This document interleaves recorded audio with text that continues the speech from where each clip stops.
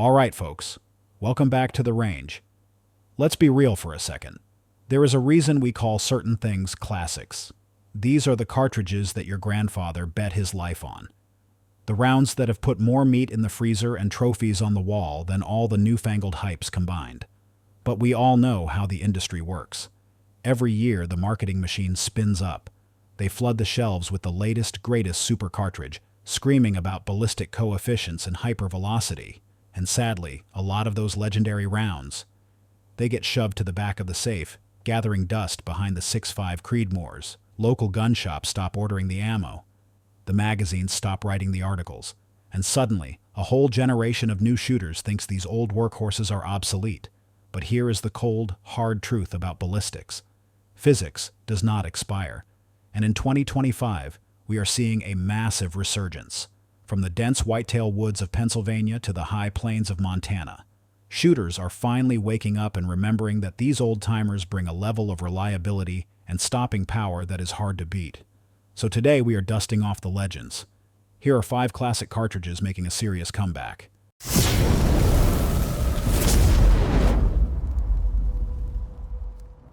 Number 5. The 7x57mm Mauser.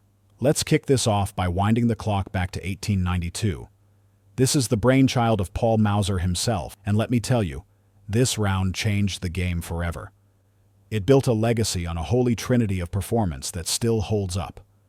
A trajectory that is shockingly flat, recoil so mild you can run it all day without flinching, and terminal performance that absolutely hammers big game. This is not just a hunting round, it is a warrior. Adopted by Spain in the 1890s. It saw action in Mexico, across Latin America, and the dusty plains of Africa. It was there in the Spanish-American War, the Boer War, and both World Wars. Why was it such a big deal? It was the grandfather of modern ballistics, one of the first small-bore, high-velocity cartridges running smokeless powder. It made the big-bore black powder rounds look like ancient history overnight. And it was the direct inspiration for American icons like the 30-06 Springfield. Technically speaking, you are looking at a .284-inch projectile. It sits in a rimless bottleneck case that clocks in at 2.244 inches. Now, here is the catch you need to know about. The SAAMI spec here in the States cripples this round a bit, holding it to a mild 51,000 psi. That is strictly to keep old, surplus rifles from blowing up. But look at the European CIP standard. They run it at a much more respectable 57,000 psi. If you are a handloader running a modern bolt gun, you can safely juice this thing up, especially with bullets in that 140 to 175 grain weight class. So what can you hunt with it? Literally almost anything. This is top-tier medicine for deer, elk, and even moose. The sectional density on these bullets is absolutely insane, which means they penetrate like a freight train. This is the round WDM Bell used to stack elephants in Africa using 175 grain solids. He trusted it because it drives deep, straight, and true. The only downside? US factory ammo is often downloaded and weak, and finding brass on the shelf is not as easy as finding 3008. But for the reloaders out there, this cartridge is absolute paradise. That long neck is perfect for seating those heavy-for-caliber projectiles. Load up a 160 grain partition or a 175 grain soft point. Sit that on top of some IMR 4350 or H4831, and you have got a load that hits with serious authority. The bottom line? It is arguably one of the most perfectly balanced cartridges ever drawn up. Plenty of lethal energy, tack-driving accuracy, and a recoil impulse that is more of a shove than a punch. The 7x57 Mauser is proof that you do not need the newest hype beast caliber to get the job done. Number 4. The 257 Roberts. Coming in at number 4, we have got a round known affectionately as the 257 Bob. This cartridge lives in that magical sweet spot for North American game. It is a quarter-bore icon that delivers the perfect blend of speed and shootability. It started life as a Wildcat in the 1920s, designed by Ned Roberts. Remington was smart enough to legitimize it in 1934. They tweaked the shoulder, added a little case capacity, and put it on the shelves. And the parent case? You guessed it. The same 7x57 Mauser we just talked about. necked down to grab a .257 bullet. You have a case length of 2.233 inches running a large rifle primer. SAAMI, max pressure caps out at 54,000 psi. So, where does the Bob shine? It is a laser beam on varmints with lightweight bullets. But where it really earns its keep is in the deer woods. The recoil is practically non-existent. That makes it the ultimate choice for new shooters, youth hunters, or anyone who hates getting beat up by their rifle. And here is the secret to ethical hunting.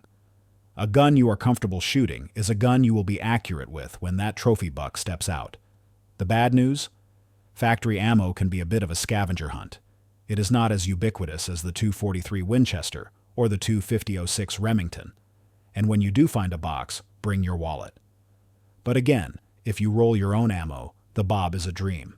It loves bullet weights from 75 grains up to the 100 grain class. Push it with IMR 4350 or H 4831. And if you have a modern action, you can load to plus P levels and nip at the heels of the .250-06. That plus P designation is critical. It unlocks the real horsepower, but you need a rifle built to handle it. The Bob was never a sales chart dominator, but it built a cult following of serious hunters who understood ballistics. It is softer shooting than the .250-06, but hits harder on big game than the .243. Nearly 100 years later, it still drops game with absolute class. Number 3. The 4570. Government number 3 needs no introduction. In 1873, the U.S. military handed us a legend, the 4570 Government. The original name was a recipe, 45 caliber, 70 grains of black powder, and a 405 grain bullet. It was built for the Springfield trapdoor service rifle, and it earned nicknames like the Thumper and Big Medicine for a reason. It is mind-blowing that a black powder era cartridge is still a top seller in 2025, especially with the resurgence of modern lever actions. We are talking about a big, rimmed, straight-walled case throwing lead from 250 grains all the way past 500 grains. Inside 200 yards, the 4570 is a sledgehammer. It carries massive, bone-crushing energy, from moose to grizzly bears to bison. This cartridge has cleaned house on every animal on the North American continent. It is the definition of a brush buster. That heavy, slow projectile carries so much momentum it just plows through obstacles. But listen closely. You have to understand the 3 tiers of 4570 ammo. Tier 1 is trapdoor safe. These are low pressure, mimicking black powder. If you have an original antique Springfield, this is the only thing you feed it. Tier 2 is lever action loads. This is your bread and butter for a Marlin 1895. Perfect for deer, elk, and black bear.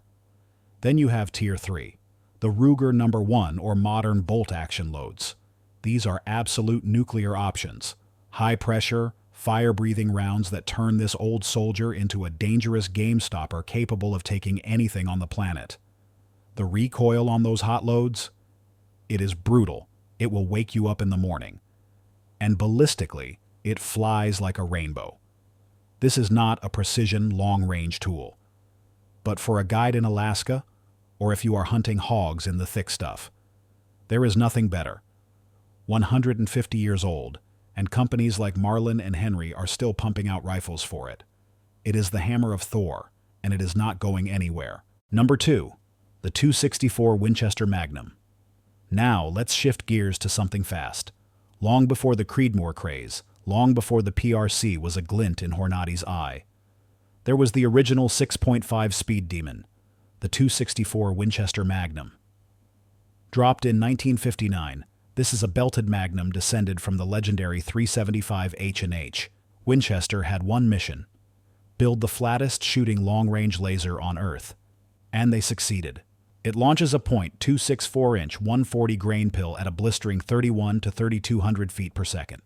This was the ultimate Western hunting cartridge, designed for cross-canyon shots on mule deer and elk, where estimating range was a nightmare.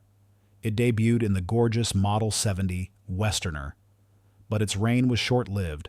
In 1962, the 7mm Remington Magnum arrived. The 7 Mag offered heavier bullets and better barrel life, and it basically stole the .264's lunch money. But purely on ballistics, this thing is still a beast. It leaves modern 6.5s in the dust when it comes to raw velocity. But there is a trade-off: throat erosion. This is a classic overbore cartridge.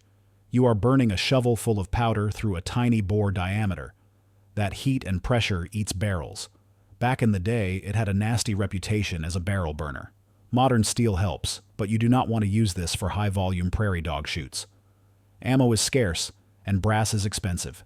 This is strictly a handloader's game in 2025. But if you know what you are doing, it is absolutely worth it. You can tune it for accuracy and manage the heat. It hits harder than a Creedmoor without the punishment of a 300 Win Mag. It is a forgotten gem that still delivers legitimate long-range lethality. Number 1. The 35 Remington. And taking the top spot, we have the 35 Remington. Most folks just call it the 35 Rem. This is a rimless, bottlenecked beauty, born in 1906.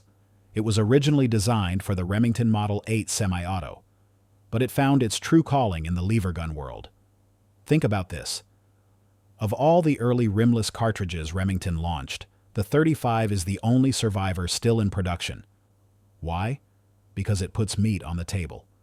Think of it as the 30-30's big, angry brother.